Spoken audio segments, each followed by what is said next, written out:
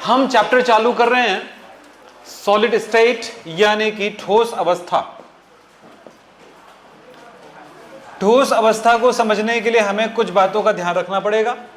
पहले कुछ बातें याद रखिए। इस चैप्टर में क्या आपका सिलेबस है वो चेक कर लेते हैं। ठोस अवस्था में ठोस अवस्था होता क्या है ये जानना है। यहां पर बंध के आधार पर ठोसों का वर्गीकरण। ध्यान रखिए, जब भी किसी चैप्टर को पढ़ते हो तो मैं हर बार नहीं बताता हूं आपका सिलेबस, लेकिन आज बता रहा हूं। मेरे पास इसका बना हुआ स्लाइड था तो इसलिए मैं आपको बता रहा हूं। कल मैंने एक वीडियो भेजा था, वही वाला स्लाइड मैंने एज इट इज लेके आया है। ध्यान रखिएगा, बस इसमें थोड़ा संशोधन है, ज्यादा नहीं पर है। ठोस अवस्था, फिर इसमें हम पढ़ेंगे बंध के आधार पर ठोसों का वर्गीकरण। यहां पर ठोसों का वर्गीकरण नहीं है, क्रिस्टल का वर्गीकरण है। एक्चुअली ठोसों का वर्गीकरण भले लिखा हो लेकिन वो क्रिस्टल का वर्गीकरण है। फिर बात करते हैं क्रिस्टल और अक्रिस्टल ठोस क्या होते हैं। ठोस यहां पर समझ में आ रहा है, ठोस दो प्रकार का होगा, क्रिस्टली और अक्रिस्टली दो प्रकार का होगा, यहां पर समझ में आता है। और क्रिस्टली ठोस कितने प्रकार के होते हैं यहां पर भी हम इस बारे में समझेंगे बंध के आधार पर।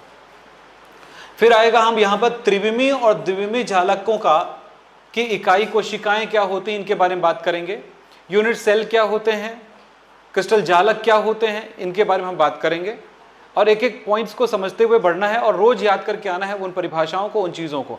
हो सकता है कोई कंफ्यूजन हो तो बात करेंगे। दूसरी बात, थोड़ी प्रैक्टिस करके आना है। मैं हर किसी की कॉपी इस टाइम बिल्कुल लाइन से चेक करूंगा ताकि जब आप स्कूल में जाएं तो आप स्कूल में बेहतर स्टूडेंट की तरह रहें। एक बात अपने दिमाग से हटा दो कि हमारे यहाँ का टीचर अलग पढ़ाते हैं सर, आप अलग पढ़ाते हैं, इस बात को हटा दो। अगर वो अलग पढ़ा रहे हैं और वो एकदम ही अलग है तो बुक से जाके मिलान करिए। अगर वो उससे रिलेट नहीं करता है या वो चीज़ नहीं है तो समझ जाइए गड़बड़ है। ठीक है, फिलहाल अभी याद रखिएगा, जैसा पढ़ाऊंगा वैसे ही एग्जाम में लिखना, जैसा लिखाऊंगा वैसे एग्जाम में लिखना, जैसा स्कूल का टीचर लिखाएंगे वो बिल्कुल एग्जाम में मत लिखना, मैं आपको पहले बता देता हूँ। और अगर आपको वो लिखना हो तो मुझसे एक बार वेरीफाई जरूर करा देना। वो अगर अच्छा होगा तो मैं बोलूँगा यस। मैं ये नहीं बोलूँगा, उनसे मेरा कोई कंपटीशन नहीं, आपको बता दूँ। मैं तो वैसे भी ऑफलाइन क्लास को वैसे भी छोड़ चुका हूँ, आपको पता है ना बात। मुझे इस मार्केट से कोई लेना देना नहीं है, यहाँ के लोगों से अभी कोई लेना देना नहीं है, सिर्फ आपकी पढ़ाई से मुझे लेना देना है, आपके रिजल्ट से मुझे लेना देना। ठीक है, तो चलिए यहाँ पर पढ़ेंगे ये कोशिकाएं, इकाई कोशिका जिसको यूनिट सेल कहते हैं, और परमाणुओं की संख्या में कितनी होती है ये सब हम कैलकुलेट करेंगे। यहाँ पर कैलकुलेशन की भी बारी आएगी। फिर हम पढ़ेंगे यहाँ पर इकाई कोशिकाएं एवं इकाई कोशिका घनत्व, इसके बारे में बात करेंगे। यूनिट सेल डेंसिटी कहते हैं इसको। फिर बात करेंगे ठोसों में संकुलन क्या होता है और उसमें रिक्तिकाएं क्या होती हैं, ठोसों में बिंदु त्रुटियां क्या होती हैं। आप देख रहे होंगे ये सब इंपॉर्टेंट है। सबसे ज्यादा पूछा जाता है आपके एग्जाम में, ये सबसे ज्यादा पूछे जाने वाला टॉपिक है। ये क्या चीज, बिंदु त्रुटियां। विद्युत एवं चुंबकीय गुण और धात्विक चालकता के बारे में तुम्हारे यहां बहुत कम पूछा जाता है। पढ़ना हो तो बता देना, नहीं पढ़ना हो तो छोड़ देंगे हम। ठीक है, आप मुझे जरूर बता देना इसके बारे में। ये मेरे तरफ से वो क्या बोलते हैं एक्स्ट्रा है, आपकी तरफ से एक्स्ट्रा है। आपको पढ़ना हो तो बता दीजिएगा। जो पूछे जाएंगे एग्जाम में प्रश्न आएगा, यहां से आएगा ज्यादा से ज्यादा, और एक जगह से आएगा, यहां से प्रश्न आएगा। बाकी चीजें ये, लेकिन अगर इन सबको नहीं जाने तो ये भी कोई बहुत बेहतर नहीं कर पाओगे आप, सिर्फ रट्टा में मतलब हो जाएगा। इंग्लिश में भी लिखा है, देख लेना। अर्धचालक भी पूछे जाते हैं, याद रखना, एन टाइप पी टाइप। चलो अब आगे बढ़ते हैं हम। सबसे पहले शुरुआत ठोस अवस्था में जाने से पहले, ये ठोस अवस्था किसका है, पदार्थ का। तो सबसे पहले पढ़ेंगे हम पदार्थ, मैटर। पदार्थ किसको कहेंगे, परिभाषा हमारा इसका क्या होगा। पदार्थ का मतलब होता है वे सभी चीजें या वो जो स्थान घेरता हो, जिसमें द्रव्यमान हो, तीन बातें जिसे हम अनुभव कर सकें। भाई या यस, मतलब हम जिनको फील कर सकें, आंखों से देख सकें या कानों से सुन सकें। वैसे कानों से सुना नहीं जाता, स्पर्श किया जा सकता है। तो ऐसे चीजों को मैंने बोला ना, मैं क्या क्या बोला मैंने, जो स्थान घेरता हो, चाहे वो गैस हो, जो भी है, जो भी पदार्थ है। जैसे मैंने कहा क्या ऑक्सीजन एक पदार्थ है, सोडियम क्लोराइड एक पदार्थ है। पदार्थ तीन प्रकार के होते हैं, आपको पता होगा। क्या बोलते हैं पदार्थ को हम किस प्रकार में, नहीं, ये तो पदार्थ की अवस्था हुई। पदार्थ 3 प्रकार के होते हैं, तत्व, यौगिक और मिश्रण। 11th को क्यों छोड़ रहे हो, पढ़े हो ना तत्व, यौगिक, मिश्रण। हाँ, तो वो हम उस मैटर से हम अलग निकलने वाले हैं। अब पदार्थ की अवस्था के बारे में बताते हैं। पदार्थ 3 प्रकार के होते हैं, तत्व, यौगिक, मिश्रण। लेकिन पदार्थ की अवस्था यानी किस रूप में रहता है, ठोस, द्रव, गैस के रूप में, डिपेंड करता है उस पे, उनके क्वथनांक, गलनांक आदि पर डिपेंड करता है। तो पदार्थ क्या है, परिभाषा आपके सामने। पदार्थ है वह जो स्थान घेरता है जिनमें कोई द्रव्यमान होता है और जिन्हें हम अनुभव कर सकते हैं, वो पदार्थ कहलाता है। पदार्थ की 3 अवस्थाएं होती हैं। पदार्थ की अवस्था कितने होते हैं, 3, ठोस, द्रव, गैस। पदार्थ की 3 अवस्था, इन तीनों अवस्थाओं के बारे में कुछ जानकारी, छोटी जानकारी मैं आपको देना चाहूंगा। जब उनके संघटक कण, हर एक पदार्थ छोटे कणों से बना होता है। आपने डाल्टन का नियम पढ़े थे, जिसको क्या कहते हो, परमाणु सिद्धांत। यस, उसमें क्या, या फिर हमने क्या बोलेंगे यहां पे, पदार्थ जो सबसे छोटा कण तत्व होता है, आपको बताया गया था, या परमाणु होते हैं। फिलहाल हमको बात कर रहे हैं यहाँ पे पदार्थ की अवस्थाएं। पदार्थ ये अलग अलग अवस्था में क्यों होते हैं। जैसे मैं अगर H2O की बात करूं, H2O एक पदार्थ है, H2O एक पदार्थ है। H2O ठोस अवस्था में भी हमने देखा है, द्रव में भी देखा है और गैस में भी देखा है ना। तो हर एक पदार्थ दुनिया का ये तीनों अवस्थाओं में हो सकता है। कुछ में स्पेशल गुण पाया जाता है, जो या तो ठोस रहेगा या सीधा गैस रहेगा। कपूर, नेफ्थलीन, इसको कहते हैं ऊर्ध्वपातन का होना। पदार्थ की 3 अवस्थाएं कैसे आती हैं जरा समझेंगे।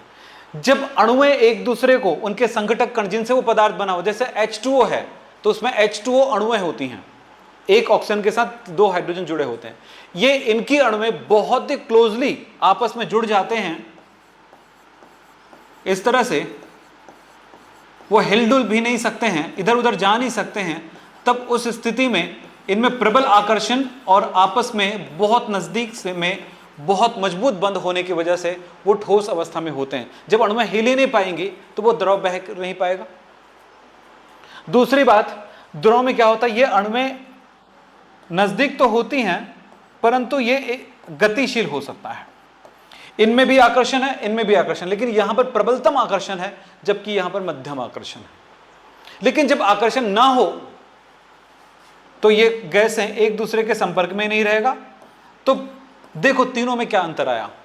जब ये पानी का गैस है, भाप है, तब ऐसे होगा, लेकिन जब वो आपस में एक दूसरे को आकर्षित कर लेगा, लेकिन वो गतिशील भी हो सकता है क्योंकि इतने प्रबलतम बंध नहीं है कि वो एक दूसरे जगह पे ना जा सके। बिल्कुल सिंपल सोचो, अब सारे बच्चों को हमने यहाँ पर अलग अलग रखा है तो यहाँ आराम से घूम सकते हो, ठीक है। लेकिन वो हाथरस वाला जो प्रोग्राम था वहां पे आदमी ठोस अवस्था में चला गया था, वहां से हिल नहीं सकता था। जो इन्होंने हिलने की कोशिश किया वो दब के मर गया। देखिए आपने कहानी, बाबा भोलेनाथ वाला, वो यूपी वाला, हाथरस वाला, वही तो है ना। तो ये जो घटनाएं होती हैं वही का हो, ठोस अवस्था, अणुएं नजदीक आ जाएं तो वहां से निकालना और भागना आसान नहीं होता है। तो यहां पर क्या हुआ, आप लोग यहां से थोड़ा बहुत मूव कर सकते हो। तो ये स्थितियां हैं जब अणुएं दूर हैं परंतु आकर्षण में है। दूर है मतलब ये नहीं होता कि वो अपना आकर्षण छोड़ दिया, अपना आकर्षण छोड़ दिया मतलब अलग हो गया। आपने पढ़ा होगा किसी टाइम पे फिजिक्स में कि गैसों में उनके अणुओं के मध्य आकर्षण बल नहीं पाई जाती है, ठीक है। हम इस साल पढ़ाएंगे उनमें आकर्षण बल कहाँ पे होता है और कहाँ पे नहीं होता है। गैस अवस्था भी पढ़ोगे, आपका कोर्स बहुत बड़ा कोर्स, अच्छा 11th में है, 12th में नहीं है। तो आपका जो कोर्स है गैस में पढ़ चुके हो गैस यार, तो बात करने की जरूरत नहीं है। तो तीनों में आपने ये चीज देखा, तो तीनों के बीच में हम अंतर भी पढ़ने वाले हैं, डिटेल में पढ़ने वाले हैं। तो चलिए बात करते हैं तीनों के बारे में, कुछ विशेष बातें। याद हो गया पदार्थ किसे कहेंगे और पदार्थ की अवस्था कितनी होती है। पदार्थ की 3 अवस्थाएं होती है, क्लियर। पदार्थ कितने प्रकार का होता है, मैंने कहा था तत्व, यौगिक, वो अलग मैटर है। हम अवस्था पढ़ रहे हैं। जो पिछले साल आपने 5वां नंबर के चैप्टर में पढ़ा था गैसीय अवस्था, आज हम ठोस अवस्था पढ़ रहे हैं। द्रव अवस्था का वहीं पर थोड़ी बहुत जानकारी थी, लास्ट में आपने पढ़ा होगा तो आप देखे होंगे। फिलहाल अब बात करेंगे, तीनों में अंतर की बात करते हैं। पदार्थ की अवस्थाएं, तीन अवस्था हमारे पास, सॉलिड, लिक्विड, गैस, इन तीनों में अंतर क्या है ये जरा बात करते हैं। ठोस, द्रव, गैस, इन तीनों में अंतर हम देखेंगे तीन अलग अलग आधारों पर। पहला आयतन, आयतन के आधार पर अगर हम देखें ठोस का आयतन कैसा होता है, निश्चित होता है। ठोस का आयतन निश्चित होता है, ठोस का आकार भी निश्चित होता है, और उसका अंतरणुक बल प्रबलतम अंतरणुक बल होता है, प्रबलतम होता है। यस, तीन बातें। तो हम क्या इसके बारे में बता सकेंगे अब, द्रव के बारे में? इसका आयतन निश्चित होता है, इसका आकार अनिश्चित होता है, और इनके अंतराण्विक बल यानी अणु के मध्य लगने वाले बल को कहते हैं अंतराण्विक बल, जिनसे वो बना होता है। तो ये कैसा होगा, मध्यम होगा। मैं पहले जो क्लास है वो मैं आपको दे चुका हूं, हो सके तो एक बार वीडियो ऐसे ही देख के आ जाया करो, हल्का फुल्का देख लिया करो। हल्का फुल्का मतलब ये नहीं छोड़ छोड़ के चालू कर लो, अपने आप में खोए रहो, गाना गाते रहो, अलग बात है, लेकिन उसे देख लो। जब क्लास में आओगे तो आपको ज़्यादा आनंद आएगा, ज़्यादा मजा आएगा, और हर चीज़ एकदम दिमाग में सीधा अंदर जाएगा। ठीक है, चलो अब गैस के बारे में मैं क्या बोलूंगा? गैस के बारे में मैं बोलूंगा इसका आयतन अनिश्चित होता है, आकार अनिश्चित है। अनिश्चित का मतलब होता है आकार फिक्स नहीं है, ये जैसे जैसे पात्र में रखोगे वैसे वैसे बदल जाएगा, यही मतलब होता है। तो आकार अनिश्चित होता है, और साथ में हम यहां बात कर अंतराणुक बल नहीं होता है, या बहुत अत्यंत कम होता है भी लिख सकते हैं, नहीं भी लिख सकते हैं, अत्यंत कम लिख सकते हैं। आपकी क्लास में क्या लिखा था? बहुत ही कम, निम्न। ये किसी कंडीशन में होता है, किसी कंडीशन में नहीं होता, ये अलग बात होता है, पर नहीं बिल्कुल लिखना बहुत गलत हो जाएगा, इसलिए बोला बहुत ही कम होता है। अब इस आधार पर मेरा तो कोर्स तो इसके लिए है, तो परिभाषित में इसको करूंगा, मैं उनको क्यों करूंगा, इसको कर लूंगा तो उसको भी कर लूंगा। तो पदार्थ की वह अवस्था जिसका आयतन निश्चित, आकार निश्चित, और उनके अंतराणुक बलों प्रबल होते हैं, यानी उनके अणु में आपस में क्या बोलते हैं, प्रबलतम बंध से जुड़े होते हैं, ऐसे अवस्था को ठोस अवस्था कहा जाएगा। अब लोग परिभाषा सिर्फ दो के बेस पर कर देते हैं, बुक खोलिए, दो के बेस पर, तीसरे के बेस पर नहीं है। अब यहां पर बड़ा आसान हो गया परिभाषा करना। क्या बोल सकते हैं? पदार्थ की वह अवस्था जब उसका आयतन तथा आकार निश्चित होता है, उसे हम ठोस अवस्था कहते हैं। थोड़ा सा एक लाइन और लिख दोगे तो आपका जो क्वालिटी इंप्रूव हो जाएगा।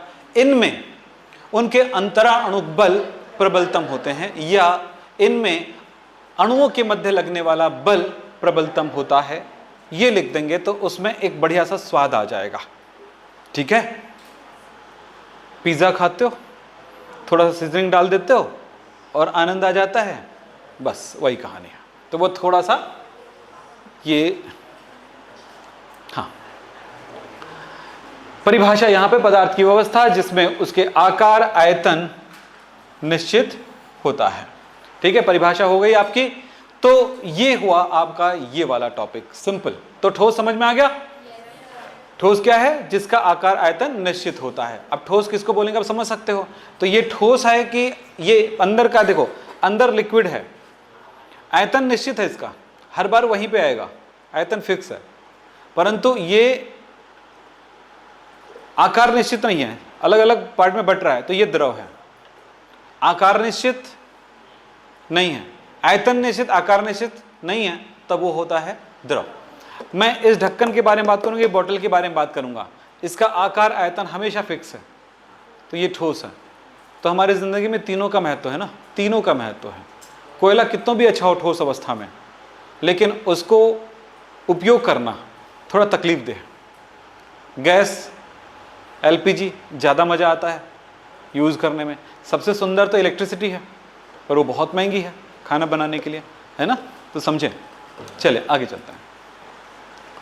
अब बात करेंगे ठोस अवस्था को परिभाषित करते हैं। ये आपने ये परिभाषा लिखा, ये क्या हो गया इसको? ठोस अवस्था की परिभाषा क्या है आपके पास? वह अवस्था जब उनके आकार और आयतन निश्चित होता है। अब आगे बात करूंगा, ठोस जो है दो प्रकार का देखने को मिलेगा, एक है क्रिस्टलीय ठोस और दूसरा अक्रिस्टलीय ठोस। क्रिस्टलीय ठोस को हम क्रिस्टलाइन सॉलिड कहते हैं, अक्रिस्टलीय ठोस को एमॉर्फस सॉलिड कहते हैं, एमॉर्फस, ठीक है। यहां पर इसी बात को दर्शाया जा रहा है कि क्रिस्टलीय ठोस की क्या विशेषता होती है। क्रिस्टलीय ठोस की विशेषता यह है कि उनके जो संघटक कण एक निश्चित क्रम में व्यवस्थित रहते हैं, जिसके कारण एक निश्चित ज्यामिति बन जाती है, निश्चित आकृति बन जाती है। आपने शक्कर देखा होगा, शक्कर का एक निश्चित आकृति है। नमक के कण देखे होंगे, नमक इतना बड़ा दे दूंगा तो भी वैसे ही दिखेगा, मस्त क्यूब आकार में, सुंदर लगेगा देखने में, बड़े बड़े नमक के टुकड़े। लेकिन नमक और छोटे टुकड़े में टूट जाए तो भी वो छोटे टुकड़ों को भी अगर आप देखोगे, ऐसा नहीं कि टूट करके पाउडर बन गया उल्टा सीधा हो गया, नहीं नहीं, वो हर कंडीशन में टूटेगा। तो जहां से उनको क्रैक होना है बिल्कुल हर बार उसकी संरचना एक जैसी होगी। शक्कर भी देखोगे, छोटे दाने भी आते, थोड़ा बड़े आते हैं, थोड़ा और बड़े दाने आते हैं, किसी भी रूप में आए उनकी संरचना एक जैसी होती है। तो इसको कहा जाएगा क्रिस्टल। क्यों ऐसा है? क्योंकि उनके अंदर जो अणुएं हैं वो एक निश्चित क्रम में व्यवस्थित हैं, और वो निश्चित क्रम क्या है हम आगे पढ़ाई करेंगे तो क्लियर होगा। ठीक, तो क्लियर हो गया। अब मुझे आगे चलने हैं, यहां पे क्रिस्टलीय ठोस को समझना है। क्रिस्टलीय ठोस, सिंपल बात, परिभाषा कैसे करें, हमने उसका चित्र देखा है, वही उसकी परिभाषा। क्रिस्टलीय ठोस किसे कहेंगे? वह ठोस जिसमें उनके संघटक कण निश्चित क्रम में व्यवस्थित रहते हैं, जिसके कारण उसकी एक निश्चित आकृति बनती है, इसे हम क्रिस्टलीय ठोस कहेंगे। याद हो गया? किसको बोलेंगे क्रिस्टलीय ठोस? वे ठोस, पूरा वर्ड्स पे ध्यान दें, वे ठोस जिसमें उनके संघटक कण निश्चित क्रम में व्यवस्थित रहते हैं। निश्चित, बोलो ना यार, बोलो तब ना होगा भैया, गेंडरे बोलो ना यार। हाँ, यहां पे परिभाषा याद हो गया। संघटक कण, संघटक कण क्या होते हैं? अणु, परमाणु, आयन होते हैं ना। तो जिनसे वो बना होता है, कोई भी ठोस जिनसे बना होता है उसको कहते हैं कंस्टिट्यूएंट पार्टिकल्स, संघटक कण कहा जाता है। तो संघटक कण क्या होंगे आप बताइए, क्लियर हो गया? तो वो निश्चित क्रम में व्यवस्थित रहते हैं, जिसके कारण उस क्रिस्टल की, उस ठोस की एक निश्चित ज्यामिति बन जाती है। दो शब्द पे ध्यान देना, संघटक कण नियमित क्रम में व्यवस्थित रहते हैं और ठोस की आकृति निश्चित हो जाती है। तो क्या बोलेंगे इसको? क्रिस्टलीय ठोस कहा जाएगा। वे ठोस जिसमें उनके अवयवी कण, संघटक कण को एक वर्ड दिया अगला, अवयवी कण निश्चित क्रम में व्यवस्थित होते हैं, है ना, तथा इनकी एक निश्चित ज्यामिति होती है ना, वो हो। नहीं, मैं परिभाषा को आगे बढ़ाऊंगा ना, थोड़ा सा देखेंगे। ये हो गया, ये हो गया क्रिस्टलीय ठोस की परिभाषा। इसकी एक सबसे बड़ी विशेषता ये होगा, क्रिस्टलीय ठोस की गलनांक निश्चित होगा, यहां पर लिखा हुआ है देख लें, क्वथनांक भी निश्चित होगा। लेकिन अक्रिस्टलीय ठोस, यहीं से आपको उसकी परिभाषा मिल गया। मिल गया? क्या परिभाषा है? वे ठोस जिनके उनके अवयवी कण अनिश्चित क्रम में व्यवस्थित रहते हैं तथा उनकी ज्यामिति निश्चित नहीं होगा, यानी क्या बोलते हैं उसकी आकृति, और क्या बोला? गलनांक, क्वथनांक निश्चित नहीं होता, फिक्स नहीं होता है। यस, अब ये अनिश्चित का मतलब नहीं होता, एक्चुअली फिक्स नहीं होता है। अब यहां पर पूरे मतलब को समझाऊंगा जब इसके अंतर समझाऊंगा आपको। अब अगला चलते हैं अक्रिस्टलीय ठोस। परिभाषा आपके पास है, जो आपने बोला है अभी वही लिखा हुआ है इसमें। क्लियर हो गया ये? तो यहां पर जाने की जरूरत नहीं हमें। अब इनमें अंतर देखें। ये अक्रिस्टलीय ठोसों में देखो उनके कण, हाँ थोड़ा सा मुश्किल जा रहा है स्लाइड ऑपरेट करना, ठीक है, कोई बात नहीं, चलो क्लियर है। अब चलते हैं कौन सा, इन दोनों में क्या लिखा हुआ है? ये गलत लिखा हुआ है ना, हाँ, crystalline solid, amorphous solid and crystalline solid. तो यहां पे इन दोनों में क्या अंतर के बारे में बात करते हैं। क्रिस्टलीय ठोस एक निश्चित आकृति में आएगा अक्रिस्टलीय ठोस की कोई निश्चित ज्यामिति नहीं होती, जैसे एक पत्थर को तोड़ते जिस तरह का होता है वो अक्रिस्टलीय ठोस है। आटा एक अक्रिस्टलीय ठोस है, तो प्लास्टिक एक अक्रिस्टलीय ठोस है, कांच एक अक्रिस्टलीय ठोस है। आज की डेट में कुछ दो प्रकार के कांच आ गए हैं, क्रिस्टल और अक्रिस्टल। क्रिस्टल में जब क्या होता है, एक खास टेम्परेचर पर गर्म करके उसको ठंडा किया जाता है तो कांच में गुण आ जाता है, वो क्रिस्टल हो जाता है। यानी उसको जब तोड़ते हैं तो गोलियों के रूप में टूटता है, आपने देखा होगा, है ना। जैसे गाड़ियों में जो लगा होता है ग्लास, वो इसी क्वालिटी का होता है, इसलिए वो धारदार कोई टुकड़े नहीं बनाते हैं। ए भैया, तो मोबाइल में है कि कहाँ पे है? नहीं, कहाँ है? हाथ में क्या है? मोबाइल नहीं। एक काम कर सकते भैया, यहाँ पे रहने की जगह पे देखो, हमेशा हमारी एक आदत है, सबकी आदत है, ये आपकी अकेले के नहीं है। जहां पे जब होते हैं ना तो हम वहां पे नहीं होते हैं, हम दूसरी जगह पे होते हैं, और जब वहां पे होते हैं तब हम यहां पे होते हैं। अर्थ समझ में आया? जब हम यहां पे हैं तो कुछ और बात सोच रहे हैं, अरे यार मैं उनके साथ अभी घूम रहा होता, अरे यार और जो उस दिन मजा आ गया यार, मैं वहां पे गया था। अब जो वहां पे थे तो क्या याद आया? विक्रम सर की क्लास। वहां पे नहीं हो, अब यहां पे हो। यार जहां पे हो वहीं पे रहो। ये आदत सीखना आसान नहीं होता है, ये बहुत टफ होता है, ठीक है। तो मेरा कहना है कि आप यहीं पे रहो, यहीं पे देखो, फिर वहां जाओगे तो वहीं देखना, उसी को देखना, पूरा देखना, हमको भूल जाना, फिर उसके बाद किसी और को देखना। समझ में आई बातें? फिर वहीं रहना पूरा, सबको भूल जाना, ठीक है ना। चलो, प्रेमिका के साथ घूम रहा था, मम्मी पापा की याद आ रहा था, मम्मी पापा के साथ था, उनको याद कर रहा था। ये प्रॉब्लम है इस योगराज का। चलो आगे चलता हूं। नहीं, ऐसे नहीं सुधरते ना बच्चे, थोड़ा टफ बोलना पड़ता है कभी कभी, ठीक। चले बेटा, दोनों में अंतर हमको याद हो गया है।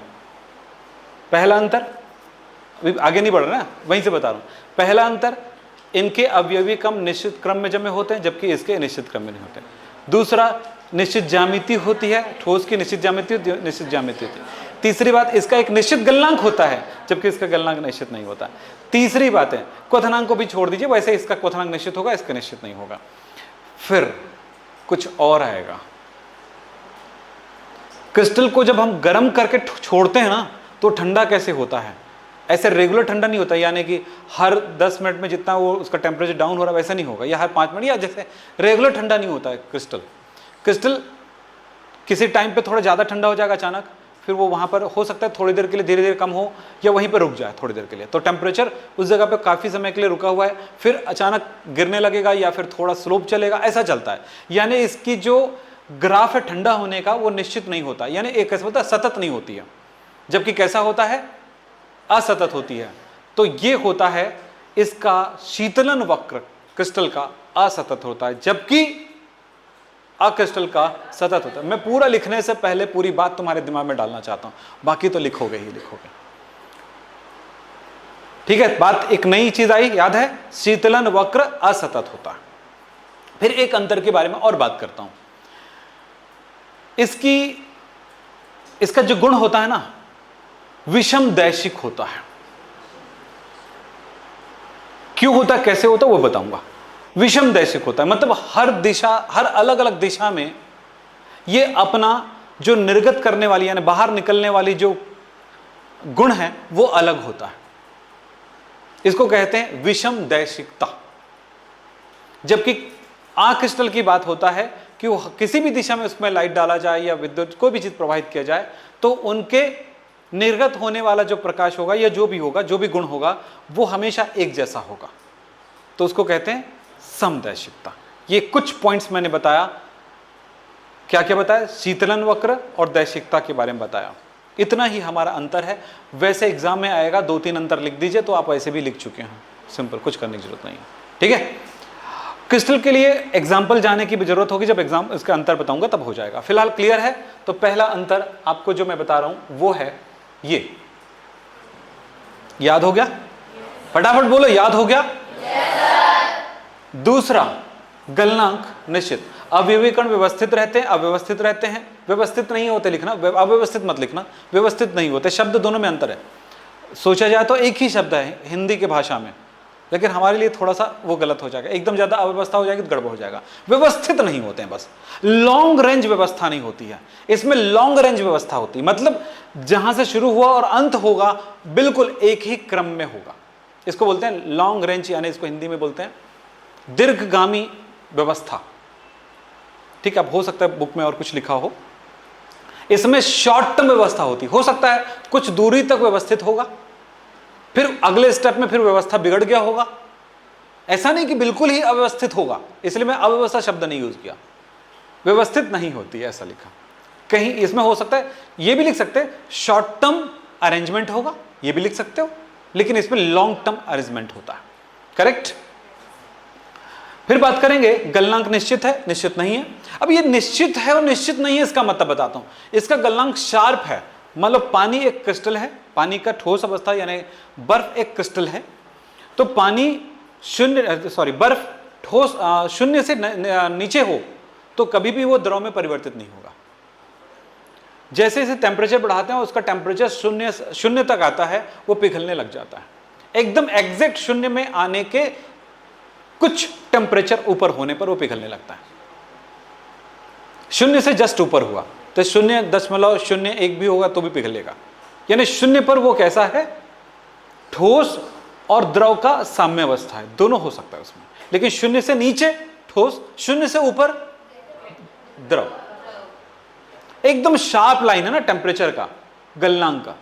लेकिन क्रिस्टल के बारे में सोचें, कांच को गर्म करोगे तो एकदम पिघलता नहीं, लिक्विड नहीं बनता। देखना पहले नरम होगा, हाय हाय पहले नरम होगा, फिर वो नरम को मोल्ड करते हैं, देखियो लिक्विड नहीं बनता, वो नरम होता है। तो वो पहले नरम, उसका एक कोई निश्चित टेम्परेचर एकदम एग्जैक्ट नहीं बोल सकते किस में नरम होगा, जितना ज्यादा टेम्परेचर बढ़ेगा उतना ज्यादा नरम होते जाता है। फिर एकदम ज्यादा टेम्परेचर तो उसका सीधा लिक्विड में नहीं बना, वो क्या हुआ, वो पहले प्लास्टिक भी वैसे पहले नरम हुआ। पत्थर को भी देखेंगे तो वह पहले कुछ लिक्विड फॉर्म बनेगा, पत्थर भी द्रव जैसा हो जाएगा, यानी कांच जैसा हो जाएगा, नरम। तो जो पदार्थ एक निश्चित तापमान पर प्लास्टिक जैसा पहले नरम होता है, यानी लिक्विड नहीं बना, नरम को लिक्विड नहीं कह सकते, ठोस और द्रव की दोनों अवस्था माना जाएगा उसको, तो अर्ध ठोस कहेंगे। तो अर्ध ठोस में पहले परिवर्तित होगा, तो निश्चित तापमान वहां पर नहीं है, शार्प मेल्टिंग पॉइंट नहीं है, निश्चित गलनांक नहीं है, किसमें, अक्रिस्टल में। जबकि क्रिस्टल में सीधा लिक्विड, सोडियम धातु को गर्म करोगे तो ऐसे पहले नरम नहीं होगा, नजाकत नहीं दिखाएगा, वो सीधा सीधा लिक्विड बन जाएगा। ठीक है, ये खास बात होती है इसकी। कुछ समझ में आया? तो किसकी बात बता रहे हैं हम आपको, क्रिस्टल और अक्रिस्टल के बारे में बात क्लियर हो गई बेटा। तो क्रिस्टल और अक्रिस्टल, तो यहां पर गलनांक निश्चित, उसका गलनांक निश्चित नहीं है। निश्चित और अनिश्चित का मतलब समझ में आया? मतलब यह है कि सीधा लिक्विड में कब परिवर्तित हो रहा है हम यहां पर बता नहीं पाएंगे। नेक्स्ट, विषम दैशिक होता है, इसको मैं विशेष तौर पे मैं एक्सप्लेन करूंगा आगे जाके, फिलहाल अभी बताया था आपको समझ में आ गया होगा। विषम दैशिक मतलब इसमें अलग अलग दिशा में विद्युत जो भी गुण है उसको प्रवाहित किया जाए, तो अलग अलग दिशा में इनके गुण अलग अलग होते हैं। और यही चीज है जो छोटे छोटे क्रिस्टल का उपयोग करके हम आज के डेट में जो भी मेमोरी चिप है या प्रोसेसर है या कंप्यूटर जो बना रहे हैं, इलेक्ट्रॉनिक्स से सामान बना रहे हैं, इसी कारण से बना पा रहे हैं। आप अगर एक मेमोरी चिप को अगर काट के अंदर देखोगे, उसके ढूंढने की कोशिश करोगे, आप हिल जाओगे, पागल हो जाओगे, इतनी बारीक चीज वहां पर भरा हुआ है। इतने सारे आईसीज भरे हुए हैं, इतने सारे क्या बोलते हैं, आईसी है, रेजिस्टेंस है, ट्रांजिस्टर है, डायोड है, जो एक मेमोरी चिप में इतनी बड़ी छोटी जगह में आती है। वो अगर हम क्या बोलते हैं, वो वॉल्व बोलते हैं ना, डायोड वॉल्व और ये सब लगाएं तो शायद इससे बड़ा हो जाएगा। पहले एक ज़माने में जो कंप्यूटर हुआ करता था, जो आपकी मोबाइल के रेंज से भी बहुत कम होता था, वो बहुत बड़ा एक घर था। कितनी ज़्यादा एनर्जी वो खुद लेती थी, और जितने आज के कंप्यूटर काम करते हैं उतने लायक तो कभी बना भी नहीं था। सुपर कंप्यूटर बोलते थे उस ज़माने में। ठीक है, चलो बात करते हैं। फिलहाल समझ में आई वो छोटी सी चीज़ पे कितने काम हुए हैं, वो क्रिस्टल के यानी ठोस का हमने अध्ययन किया, तब ये संभव हो पाया, इसलिए ठोस पढ़ाई जाती है आपको। फिलहाल आपको समझ में आ गया ये विषम दैशिक, यानी अलग अलग दिशाओं में इन पे अगर प्रकाश डालते हैं तो उनसे निर्गत होने वाले प्रकाश अलग अलग होगा, ठीक है। लेकिन इसमें समदैशिकता है, मतलब किसी भी दिशा में डालो उसका निर्गत होने वाला प्रकाश हमेशा एक जैसा होगा।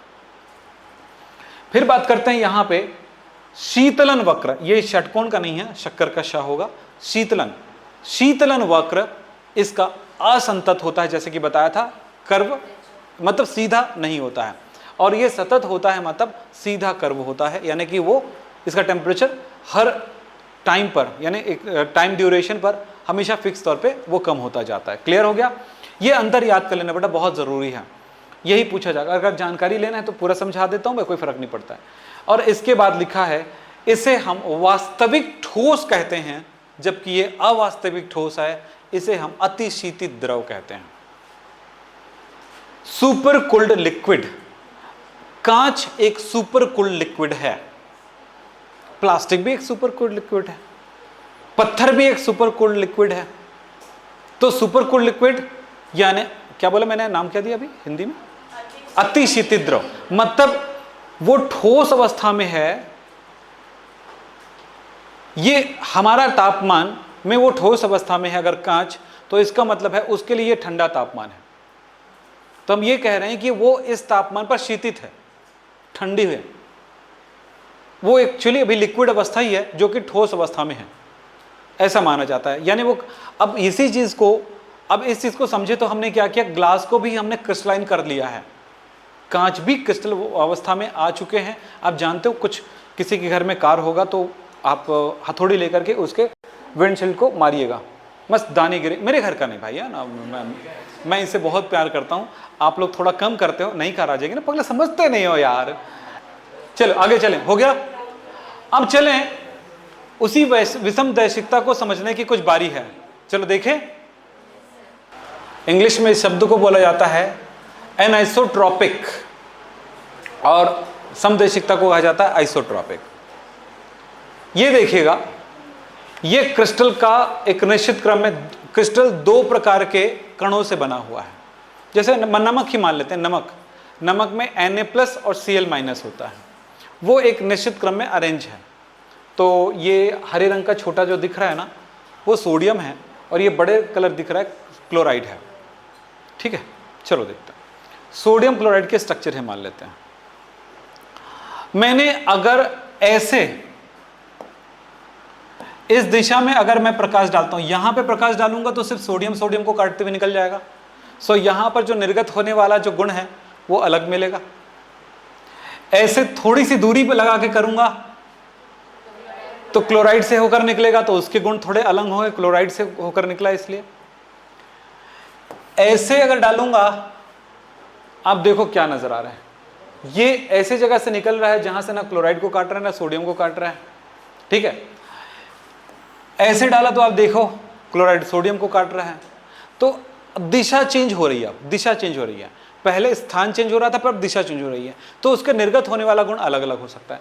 लेकिन अगर मैं इसी में मैं किसी भी दिशा में डालूं, उसके काटने वाला जो चीज होगा वो हमेशा लगभग एक जैसा होगा। क्यों? क्योंकि वो तो उनके कण व्यवस्थित नहीं है, सो यहां पर उनके गुण जो हैं लगभग एक जैसे आपको मिलने वाले हैं। करेक्ट? चलो साहब आगे बात करते हैं। ये क्रिस्टल है, ये अक्रिस्टल है। फोटो, नमक, शक्कर, जितने भी आप कंपाउंड पढ़ते हो ना, वो लगभग क्या है, copper sulphate, potassium dichromate, potassium chromate, जो भी है, पोटेशियम परमैंगनेट, जो भी आप पढ़ोगे वो सभी चीजें। अकार्बनिक यौगिक में जो भी कंपाउंड पढ़ोगे, यानी आयनिक कंपाउंड, लगभग क्रिस्टल होता है। हीरा क्रिस्टल है, कोयला अक्रिस्टल है, दोनों ही कार्बन है, ठीक, दोनों ही कार्बन है। ग्रेफाइट क्रिस्टल है, काजल अक्रिस्टल है। विषम दैशिकता, ये दूसरी बार फिर से मैं चित्र बना के दिखा रहा हूं, समझ में आ रही? समदैशिकता क्लियर है? अलग अलग दिशाओं में इनके जो काटे जाने वाला जो पार्ट है वो लगभग अलग अलग होगा, लेकिन इसमें आप जब देखते हो, जब भी किसी दिशा से इसको काटते हो, आंख बंद करके काटो यार, तो हमेशा एक चीज देखोगे कि लगभग अब ये छोटे रेंज में दिखा रहा है फोटो इसलिए है, बड़े रेंज में जब जाएंगे तो पता चलता है कि हर दिशा में उसकी जो गुण होते हैं, निर्गत होने वाला गुण है, हमेशा एक जैसा रहेगा। चलो अंग्रेजी में पढ़ लोगे? ठीक है, अब वो तो पढ़ाई दियो तो पढ़ लोगे, ठीक है, आपकी मर्जी। कंस्टिट्यूएंट पार्टिकल्स संघटक कण, या एक शब्द पढ़े हो अवयवी कण।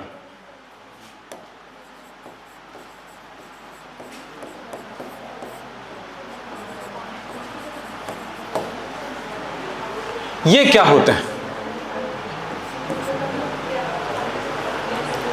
ठोस जिन पदार्थों से बना होता है या क्रिस्टल जिन पदार्थों से बना होता है ना, उनके कणों को हम संघटक कण कहते हैं। ठीक है, तो ठोस के यहां पर ये क्या हो सकते हैं? अणु हो सकता है, ये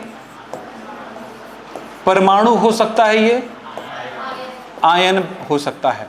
और आयन दो प्रकार के होते हैं, आपको पता होगा, positive ion, negative ion. Molecule, atom and ion. Ion Hindi में कुछ और नहीं है। Classification of solids based on different binding forces, यानी उनके कणों के मध्य लगने वाले बल के आधार पर ठोसों का वर्गीकरण। बंधों के आधार पर ठोसों का वर्गीकरण। बंध हमने पढ़ा था, रासायनिक बंध, आपको याद आ रहा होगा। आयनिक बंध, सहसंयोजी बंध और उपसहसंयोजी बंध, धात्विक बंध, है ना। अब यहां पर कुछ शब्द पे ध्यान देंगे। अणुओं के मध्य लगने वाले बंध को कहा जाता है आणविक बंध। वो तो हमने पढ़ा नहीं है, हम तो सिर्फ परमाणुओं के बीच के बंध को पढ़े थे। तो यहां पर बंध होगा तो ठोस कितने प्रकार का होगा, जरा समझेंगे एक एक करके। सबसे पहला हम देखेंगे मॉलिक्यूलर सॉलिड्स, यानी आणविक ठोस, यानी ऐसा ठोस जिनके संघटक कण अणु होते हैं। ठोस आयोडीन, उसमें I2 अणु होता है, I2, ठीक है। शक्कर C12H22O11 के अणुएं होती हैं, ठीक है। तो यह आणविक ठोस कहलाएगा। ठोस कार्बन डाइऑक्साइड आणविक ठोस कहलाएगा। चलिए, दूसरा होगा आयनिक सॉलिड, जिसके संघटक कण आयन होते हैं, धन आयन, ऋण आयन। नमक Na+Cl-। तो इसके संघटक कण कौन होते हैं? याद रखना, इसके संघटक कण कौन से होते हैं? कंस्टिट्यूएंट पार्टिकल इसके कौन होते हैं? अणु होते हैं। उदाहरण भी जानना जरूरी है। इसके क्या होते हैं? आयंस होते हैं। आयनिक ठोस, आयनिक ठोस ना बोल करके आयनिक क्रिस्टल याद यूज करेंगे, है ना। यहां पर हम क्रिस्टल के बारे में वर्गीकरण कर रहे हैं, ध्यान रखना। मैंने ठोस लिखा है, आप क्रिस्टल लिख लीजिएगा। कोवैलेंट सॉलिड, जिनमें उनके संघटक कण जो होते हैं आपस में सहसंयोजी बंध से बने होते हैं। आप एक बढ़िया एग्जांपल बता रहा हूं, हीरा। हीरा में संघटक कण परमाणु तो है, लेकिन वो परमाणु दूसरे परमाणु से सहसंयोजी बंध से जुड़े हुए हैं, तो ये सहसंयोजी ठोस है। इसके बाद आएगा मेटालिक सॉलिड। जितने भी मेटल्स होते हैं, मेटल मतलब धातु, वो कैसा होता है? मेटालिक सॉलिड होते हैं, धात्विक ठोस होते हैं। तो क्लियर हो गया ये सब चीजें, ये सब नोट करना है एक एक करके। और अब टाइम हमारे पास हो तो आगे बढ़े, अन्यथा हम रोकें। इसके डिटेल हम कल करेंगे। आणविक ठोस क्या होते हैं, पूरी डिटेल आगे बढ़ेंगे। ओके, तो आज की क्लास यहीं पे समाप्त करते हैं। नमस्कार, धन्यवाद, थैंक यू।